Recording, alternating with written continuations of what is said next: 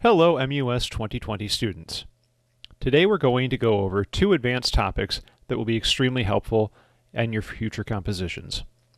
Some of the ways that you can manipulate clips to further transform the sounds, and automation. I've got a pretty simple clip loaded, so let's make it interesting. The first thing to do is to look at this clip in session mode. Think of this as the experimental view where you can get really crazy before you commit to it in the arrange mode timeline. If we select the clip and take a look at it in the sample viewer, the first thing you'll see is that this clip is set to play all the way through. We see the start and end markers above the clip and can easily adjust them as needed to cut out silence, really quiet parts, or just start somewhere else.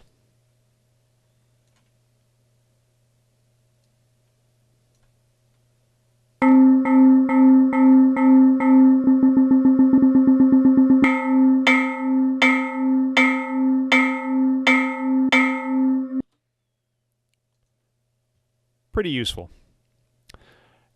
The clip is also set to warp to the song tempo by default. That's usually pretty useful for keeping things in time, but we might want to change that to make it faster or slower.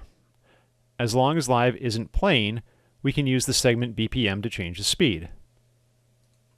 Just click in there and adjust the tempo to whatever you want it to be for the original segment tempo. You may have to toggle warp off and then back on, as sometimes it's not always available. You can also use the divide by 2 or multiply by 2 buttons to do a quick half or double time for the segment. Underneath, you'll see a box of the warp modes. You're probably going to just leave this on either beat mode for drums or rhythms, or complex for complicated segments, especially if you don't want a speed change to alter the pitch. Note that you can select repitch mode to stretch or contract the pitch in proportion to the tempo. For the preserve box, just leave it set to transients.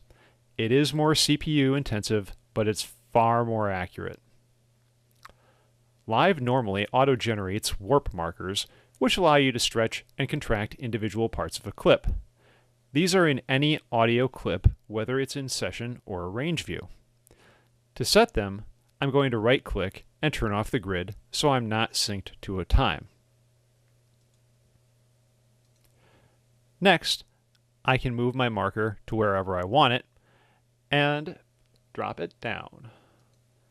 I don't have a warp marker at the very end, so I'm going to drag my mouse there and then add one by hitting Ctrl-I. I'll then add another one about a third of the way through, and another one about a third from the beginning.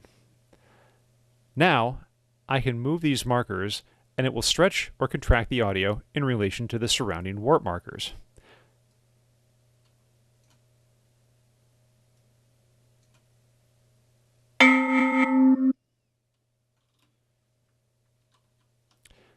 This can be a real lifesaver to fix the occasional out-of-time note, but it's also a lot of fun to mangle the audio and create new sounds.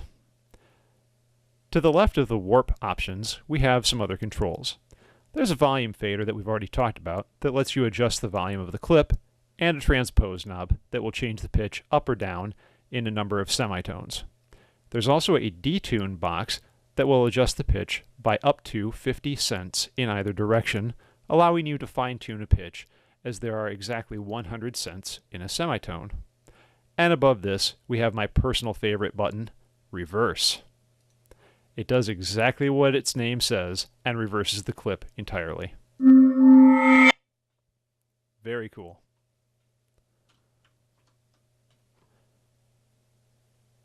Since you're going to be working with clips and you're going to want to create variations with them, I recommend copying clips within the lane.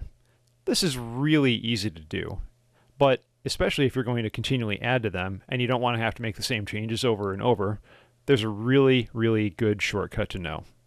That's just holding down Control and dragging a clip into a new slot. Then, if you make a change and drag it into another slot, it's the same. Doing this, you can create additive changes that will carry over from one clip to the next. even as you add really, really crazy changes.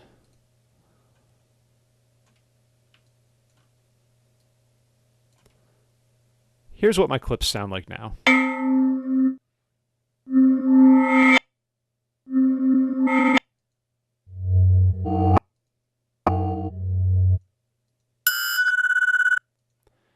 That's getting pretty different. Very useful. Keep in mind, though, that Live does not apply any audio effects to clips. I can add audio effects, of course, but they have to go on the channel. I'm just going to add a grain delay here.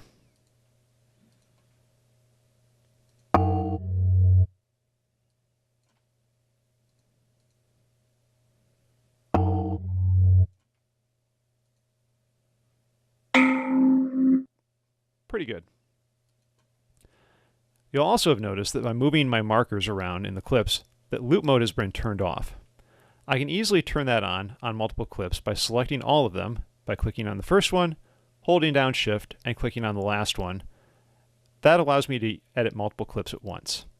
I can now hit loop, and they will all have loop applied.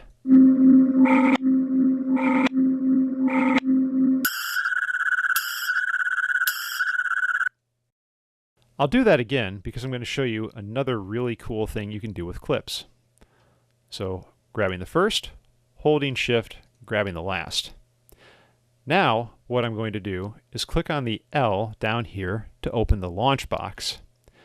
In the launch box, there's something really cool that I'm going to use. Follow actions. Follow actions basically say that when a clip ends, it's going to do something after that. And I have two possible actions I can give it and a probability that either action will happen. For the actions, I have take no action, in which case it will just loop if the clip is set to loop, or stop if there is no loop. I can tell it to stop. I can tell it to play the same clip again, which is basically the same thing as looping. I can tell it to go to the previous clip or the next clip, the first clip in the channel or the last clip in the channel, to play any clip that's in the channel, or to play any clip except itself, which they call other. I'm going to set it to do next and other. And then I have a probability. I'll give it a probability of 6 and a probability of 4. Your probabilities can be any number, as long as it's a real number. Now, this can be a lot of fun. Let's take them, and we're going to hit play.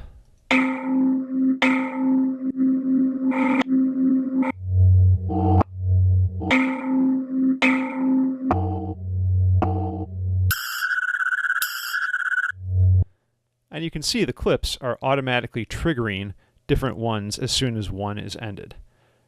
The one that's blinking is the clip that will be triggered next. Very useful. Keep in mind, this only happens when you trigger a clip manually. If I just hit play and no clip is triggered, nothing's going to happen.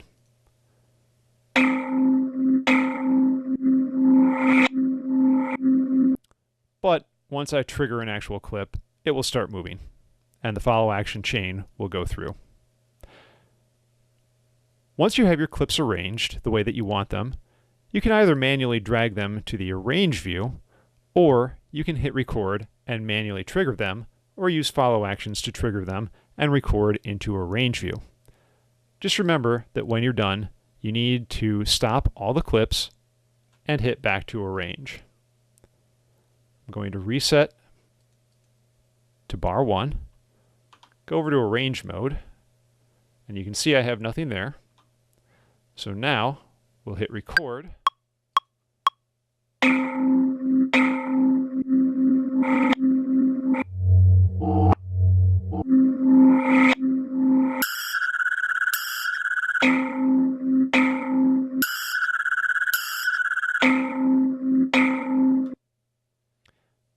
Now I'm going to hit stop and back to Arrange. Now I've got clips that have been randomly triggered using follow actions throughout my timeline. Very cool. Once everything's on the timeline though, you're probably going to want to use automation to have Ableton automatically change parameters, like turning an effect on or off, ramping up the volume, or even muting a track. Basically, anything that you can push, turn, slide in a track or effect in Ableton is a valid target for automation. There are two ways to use automation, but in each case we'll want to see it. So here in Arrangement View, the first thing I'm going to do is check to make sure that Computer MIDI Keyboard is turned off, not glowing yellow. Then I'm going to hit A to turn on the Automation view. Now I see a change in the tracks. Each track now has a couple of different options available for a device and parameter target. I'm going to start by selecting the mixer and then the track volume. This will make it really easy to hear what I'm doing.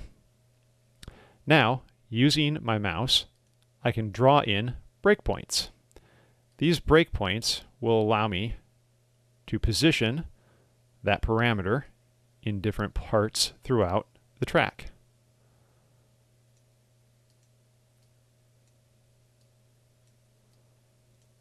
I can also adjust the curve between the breakpoints by holding down the Alt key and then moving it to get either a logarithmic curve or an exponential curve. This can be really useful to give your track a more human feel, as we don't generally move in a perfect linear manner. So here is what it sounds like with some volume changes.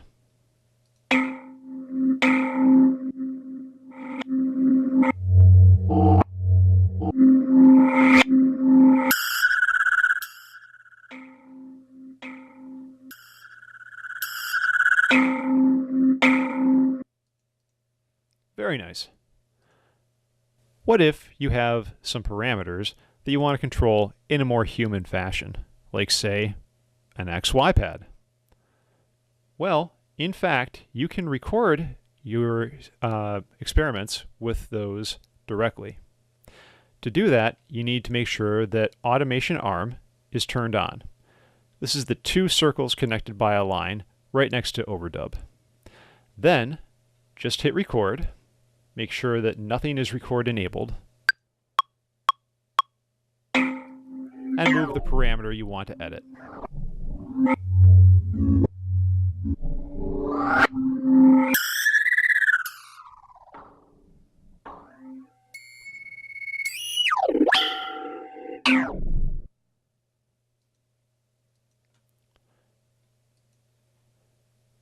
Very cool. As you can see, automating by recording adds a ton of breakpoints, which you may wish to smooth out. If you hit the plus below the automation target, it drops them down into another lane, which makes them easier to edit individually. And you can do this with every single automated parameter that you have on a track. This allows you to easily edit them so that you don't end up accidentally resetting, say, the panning, or accidentally deleting audio on a track. To edit a breakpoint, it's really easy. You can either select a region of breakpoints that you want to get rid of and hit delete, or you can select, say, an individual breakpoint and just click on it, and it will get rid of it and adjust the curve for you automatically. That's really all there is to it.